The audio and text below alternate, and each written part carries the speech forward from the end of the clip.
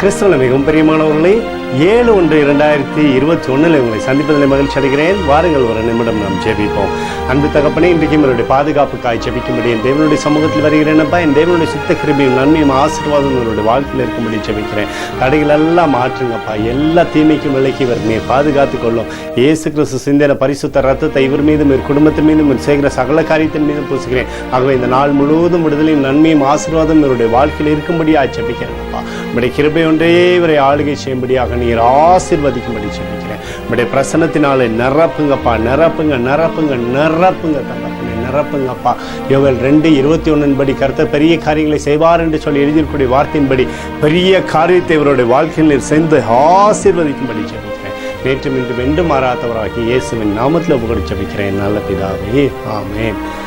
பிரியமான ஜெப பங்காளரே, ஒரு நிமிடம் நாம் இந்திய தேசத்திற்காய் ஜெபிப்போம். அன்பு தகப்பனே, 7/1/2021 இந்திய தேசத்திற்காய் ஜெபிக்கும்படியா என்னுடைய சமூகத்தில் வருகிறேனப்பா.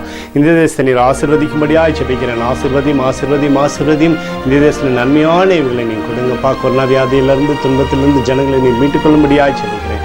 எனக்காக அடித்து நொறுக்கப்பட்டிருக்கூடிய இயேசு கிறிஸ்துவ ஒரு சிந்தனை வெளியேறப்பட்ட ரத்தத்தை வைத்து கொடுக்கிறேன்ப்பா.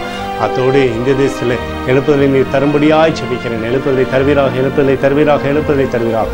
எழுப்புதலை எங்கள் கண்களை நீர் காணும்படியாக நீர் ஆசீர்வதிக்கும்படி ஜெபிக்கிறேன்.